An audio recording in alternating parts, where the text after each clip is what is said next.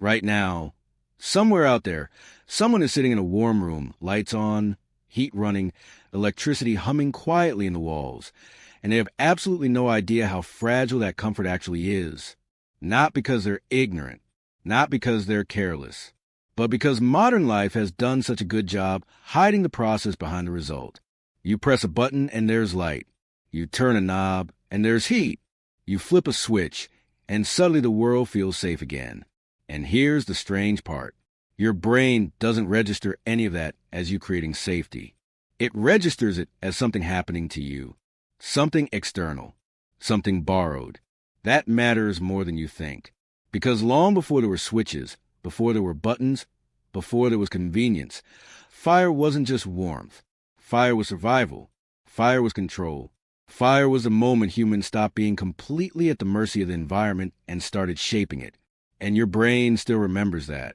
You might not consciously think about it, but deep down, your nervous system was built in a world where cold meant danger, darkness meant vulnerability, and fire meant life. If you could make fire, you could cook. You could stay warm.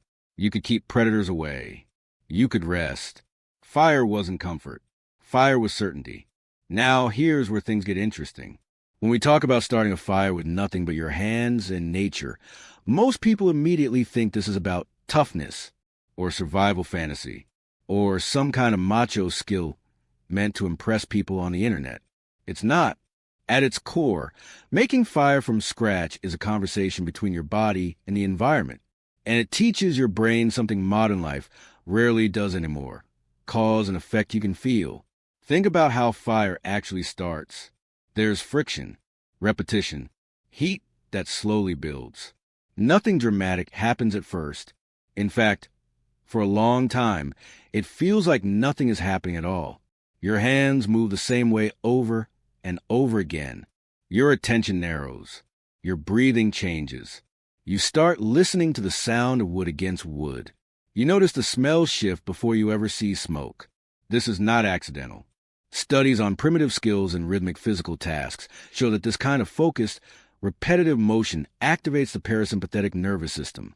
That's the part of your brain responsible for calm, regulation, and safety.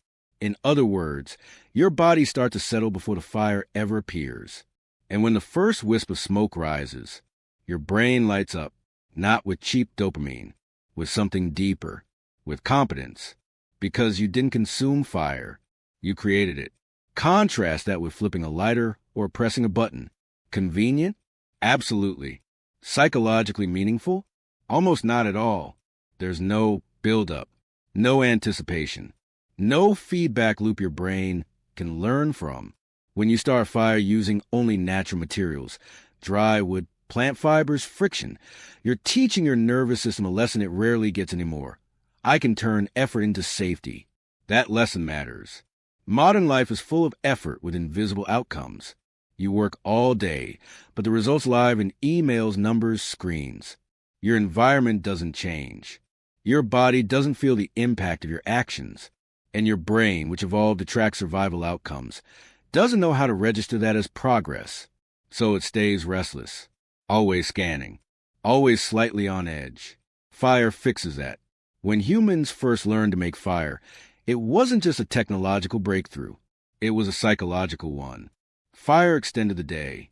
It created gathering. It gave structure to time. Before fire, night was something to endure. After fire, night became something you could inhabit. That's not just history. That's neurology. Even today, people instinctively gather around fire. Campfires, fireplaces, candles. There's a reason conversations feel different there. There's a reason your shoulders drop. There's a reason silence feels comfortable instead of awkward. Your brain interprets fire as proof that danger is being handled. Now, let's talk about the hands. When you use your hands to create fire, you're engaging one of the most ancient feedback systems in the human body. Your skin feels temperature. Your muscles track pressure. Your eyes follow subtle changes. Your brain integrates all of it in real time. This is embodied cognition. Thinking with your body, not just your mind. Modern life pushes almost all cognition upward, into planning, worrying, abstract thinking. Fire pulls it back down into sensation. into presence, into now. And here's something most people don't expect. Failure is part of the process. Fire doesn't appear on command. Sometimes the wood is wrong. Sometimes the conditions aren't right. Sometimes your technique needs adjusting. And that's exactly the point. Your brain learns resilience not by succeeding instantly, but by adapting. When you fail and try again, you're practicing something psychologists call agency, the belief that your actions influence outcomes. This is the opposite of learned helplessness.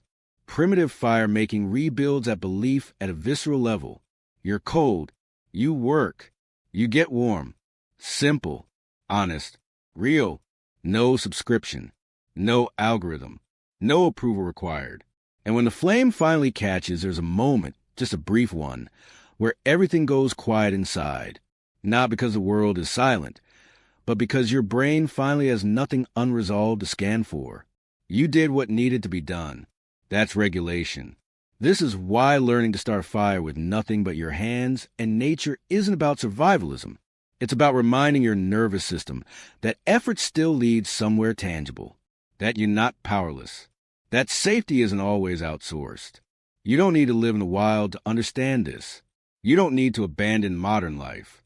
But integrating skills like this, slow, physical, honest skills, gives your brain anchors, places to rest. Because here's the paradox modern life creates. The more complex everything becomes, the more your brain craves simplicity. Not minimalism for aesthetics, not productivity hacks, but skills that make sense at a biological level. Fire is one of those skills. It teaches patience. It teaches focus. It teaches trust in process. And maybe most importantly, it teaches this quiet truth modern life often forgets to tell you. You are more capable than you feel. And once you remember that, once your hands create warmth out of nothing but friction and attention, something shifts. Stress softens. Focus sharpens. The world feels less overwhelming. Not because life got easier, but because you remembered how to meet it.